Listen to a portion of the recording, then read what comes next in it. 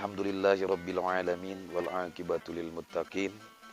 Shalatu wassalamu ala sayyidil mursalin sayyidina wa maulana Muhammadin wa ala alihi wa sahbihi ajma'in. Amma ba'du. Ikhwani fillah dimanapun berada, alhamdulillah wa syukru ala ni'amih. Allah pertemukan kembali kita di channel Abdul Aziz Ahmad. Sebelumnya ingat, jangan lupa like and subscribe. Di kesempatan yang berbahagia ini kita lanjutkan video yang kemarin, di mana kemarin kita masih menjelaskan dan mengungkap tentang pahala sholat tarawih di malam yang ke-8. Maka malam ini kita akan coba membaca sabda Rasulullah Shallallahu Alaihi Wasallam dan menjelaskan tentang pahala tarawih yang malam ke-9. Apa kata Rasulullah? Wa fil lailati tasi'ati faka'anna ma'abadallaha ta'ala ibadatan nabiyyi alaihi salatu wassalam. Rasulullah Shallallahu Alaihi Wasallam bersabda, barang siapa yang melaksanakan dan mengerjakan sholat tarawih di malam yang ke-9, faka'anna ma'abadallaha ta'ala, maka seolah-olah dia ibadah kepada Allah, ibadatan Nabi alaihi salatu wassalam, seperti ibadahnya Kangjeng Nabi Muhammad sallallahu alaihi wasallam, Nabi kita tercinta.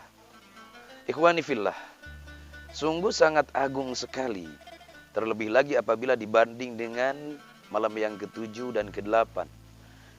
Di mana di malam ke-7 Allah Subhanahu wa taala berikan pahala bagi orang yang tarawih di malam ke-7, yaitu pahala bertemu dengan Nabi Musa alaihissalam dan membantu ikut berjuang melawan Fir'aun dan Haman. Kemudian di malam ke-8 kita diberikan pahala sebagaimana Allah memberikan apa yang diberikan kepada Nabiullah Ibrahim alaihissalam. Dan yang di malam ke-9 ini, Masya Allah, Allah catat dengan sholat tarawih kita seakan-akan kita ibadah kepada Allah Subhanahu wa taala seperti ibadahnya Rasulullah sallallahu alaihi wasallam. Jangan pernah tanya seperti apa ibadahnya Rasulullah sallallahu alaihi wasallam. Karena memang tidak ada yang bisa membandingi dan menandingi daripada sifat ibadah dan ketaatan Rasulullah sallallahu alaihi wasallam kepada Allah Subhanahu wa taala.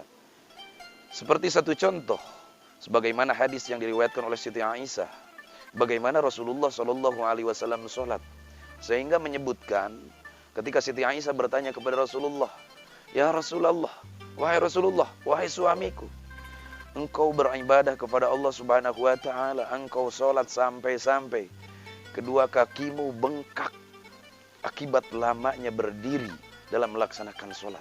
Padahal engkau manusia yang telah dijamin oleh Allah Subhanahu wa taala dengan surganya.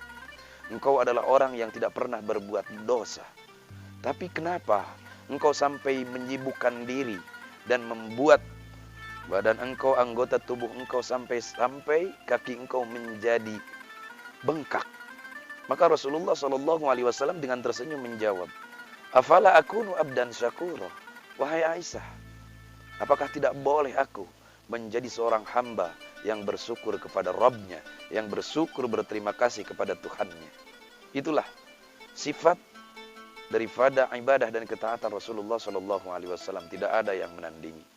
Jangankan ibadah daripada Rasulullah, kalau kita lihat bagaimana ibadah para sahabat Rasulullah, sahabat Abu Bakar Siddiq, sahabat Umar, sahabat Utsman, sahabat Imam Ali karamallahu wajhah, mereka ibadah dan taatnya kepada Allah Subhanahu wa taala sungguh tidak ada yang menandingi. Bahkan Rasul pernah mengatakan tentang keimanan daripada Abu Bakar Siddiq radhiyallahu an.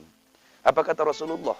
Seandainya imannya Abu Bakar Siddiq seorang diri ditimbang dengan umatku sejagat raya ini, kata Rasulullah, maka akan lebih berat imannya Abu Bakar Siddiq yang sendiri. Saking apa? Saking begitu iman, begitu dalam, begitu teguh, begitu taat kepada Allah dan Rasulnya. Apalagi kalau kita melihat Imam Ali karramallahu wajhah. Dikatakan dalam satu riwayat, kalau Imam Ali mendengar panggilan dari Allah Subhanahu wa taala, yaitu kumandang azan, maka itu langsung Sayyidina Ali badannya bergetar, ibarat orang panas dingin langsung. Saking apa? Saking takutnya kepada Allah Subhanahu wa taala ketika ditanya Imam Ali, "Wahai Imam Ali, kenapa? Ketika engkau mendengar kumandang adzan, kenapa badanmu panas, badanmu bergetar?" Apa kata Imam Ali?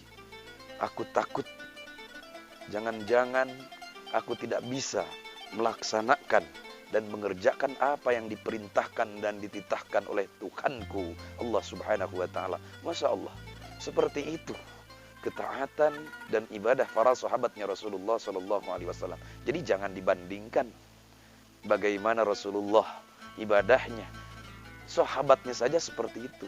Lah janganlah sahabat, kita berkata ulama dah, ulama umat Rasulullah Sallallahu Alaihi Wasallam. Nabi pernah mengatakan begini, ulama ummati ka'ambiya Bani Israel. Kata Nabi, ulama umatku itu seperti nabi-nabi Bani Israel. Sehingga ketika Isra Mi'raj, Nabi bertemu dengan Nabi Musa. Nabi Musa protes kepada Rasulullah SAW.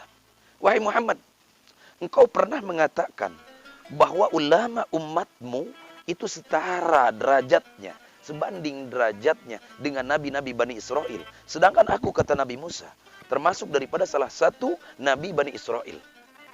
Aku ingin tahu, aku ingin menguji seperti apa kualitas daripada ulama umatmu." Akhirnya Rasulullah Shallallahu Alaihi Wasallam munajat kepada Allah Subhanahu Wa Taala. Kemudian didatangkanlah ruh Imam Ghazali. Padahal pada saat itu Imam Ghazali belum lahir. 500 tahun lagi Imam Ghazali lahir, didatangkan ruhnya saat Rasulullah Shallallahu Alaihi Wasallam Mi'raj. Kemudian ketika didatangkan dan bertemu dengan Nabi Musa, apa kata Nabi Musa kepada Imam Ghazali? "Ya fulan, wahai anak muda, masmuka, siapa namamu?" Imam Ghazali ditanya oleh Nabi Musa alaihissalam. Apa jawab Imam Ghazali? "Ana Abu Hamid Muhammad bin Muhammad Al-Ghazali." Wow, Nabi Musa tercengang. "Wahai anak muda, aku tidak bertanya dengan nama kunyahmu, dengan nama lakobmu. Begitu juga aku tidak menanyakan siapa nama ayahmu, nama kakekmu, nama nenek moyangmu. Tetapi aku bertanya, siapa namamu? Tapi kenapa engkau menjawabnya bertele-tele?" Akhirnya Imam Ghazali pun menjawab, "Ya Nabi Allah Musa alaihissalam, wahai Nabi Allah Musa, aku pun menjawab seperti ini karena aku meniru engkau, wahai Nabi Allah Musa." Apa kata Nabi Musa? "Kapan engkau pernah ditanya oleh Allah Subhanahu wa taala yang termaktub dalam Al-Qur'an?" Apa kata Allah?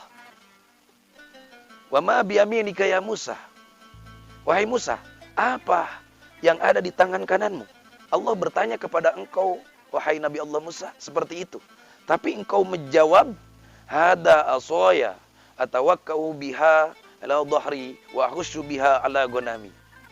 Ya Allah, yang ada di tangan kananku ini adalah tongkat. Di mana tongkat ini aku bisa bertahan dengannya untuk menahan diriku. Bisa juga untuk menggiring kambing ketika aku mengembala. Bisa juga untuk membawa bekal dan sebagainya. Kan engkau juga menjawabnya bertele-tele kepada Allah. Padahal Allah bertanya kepada engkau, apa Musa yang ada di tangan kananmu? Rasulullah Shallallahu Alaihi Wasallam mendengar jawaban Imam Ghazali seperti itu, maka langsung berteriak, "Ya Ghazal, wahai Ghazali, ta'addab, berakhlaklah engkau, sopanlah engkau kepada Nabiullah Musa alaihissalam." Akhirnya Imam Ghazali berhenti karena memang disuruh oleh Rasulullah SAW agar menghormati kepada Nabiullah Musa alaihissalam. Tuh, Kualitas ulama umat Rasulullah Shallallahu Alaihi Wasallam saja sudah seperti itu. Bagaimana dengan nabinya? Maka Masya Allah, orang yang mengerjakan sholat taraweh di malam yang ke-9, maka seolah-olah dia ibadah kepada Allah Subhanahu Wa Taala seperti ibadahnya Rasulullah Shallallahu Alaihi Wasallam. Apa enggak begitu agung pahala dari Allah? Maka sungguh sangat-sangat merugi orang yang tidak mau melaksanakan tarawih dari awal sampai akhir Ramadan. Maka oleh karena itu kita berdoa kepada Allah Subhanahu Wa Taala, mudah-mudahan kita semua senantiasa diberikan taufik dan hidayah oleh Allah untuk bisa melaksanakan dan mengerjakan sholat tarawih mulai dari awal sampai akhir Ramadan. Dan ingat, di hari yang ke-9 kita baca doanya pula, doa yang diajarkan oleh Rasulullah Sallallahu Alaihi Wasallam. Rasulullah mengajarkan berdoa kepada kita di hari yang ke-9. Apa doanya? Mari sama-sama kita baca. Bismillahirrahmanirrahim. Allahumma ij'alli fihi nasiban min rahmatikal wasi'ah wahdini fihi bi barahinikal qati'atis sati'ah wa khudh binasiyati ila maradatikal jami'ah bimahabbatika ya amalal mustaqin. Artinya, Allahumma wahai Allah, ij'alli fihi, jadikan aku ya Allah di bulan Ramadan ini nasiban min rahmatikal wasi'ah. Aku mendapatkan jatah, aku mendapatkan bagian daripada rahmatmu yang sangat luas. Kita memohon kepada Allah di hari ke-9 ini agar Allah memberikan jatah kita, memberikan kita bagian rahmat Allah yang begitu luas. Kenapa? Satu rahmat Allah diberikan kepada kita, maka seisi dunia beserta dunianya tidak akan bisa menandingi satu rahmat Allah tersebut. Wahdini fihi bibarahinikal qati'atis, aku hidayah ya Allah di bulan Ramadan tahun ini. Berikanlah aku petunjuk ya Allah di bulan Ramadan tahun ini. Bibarahinikal qati'atis sati'ah, dengan dalil-dalil, dengan petunjuk-petunjuk, pertanda-pertanda dari Engkau yang pasti, agar aku bisa mengikuti jalan Engkau ya Allah, agar aku bisa menjalankan dan mengerjakan seluruh titah dan perintah-Mu. Wa khudh binasiyati ila marudatikal jami'ah, dan tuntunlah diriku ya Allah ila marudatika, untuk menggapai dan mencapai keridhaan-Mu, tentunya bimahabbatika, dengan kecintaanku kepada Engkau ya Allah, ya amalal mustaqin, wahai harapannya orang-orang yang merindu semuanya. Ikhwani fillah, dimanapun berada, sungguh indah doa yang kita baca ini. Mudah-mudahan Allah senantiasa memberikan apa yang kita mohon, apa yang kita pinta dari Allah Subhanahu wa Ta'ala di hari yang ke-9 ini. Amin ya Allah ya Rabbal Alamin. Mari kita baca bareng-bareng, dan untuk lebih lanjutnya bisa dilihat di deskripsi link ini. Bismillahirrahmanirrahim. Allahumma ij'alli fihi nasiban min rahmatikal wasi'ah wahdini fihi bibarahinikal qati'atis sati'ah wa khudh binasiyati ila maradatikal jami'ah bimahabbatika ya amalal mustaqin. Demikian doa ini, mudah-mudahan kita bisa mengamalkannya. Allahumma salli wa sallim wa barik ala sayyidina Muhammad wa ala ali sayyidina Muhammad, wal afu minkum billahi taufiq wal hidayah wa ridha wal inayah. Assalamualaikum warahmatullahi wabarakatuh.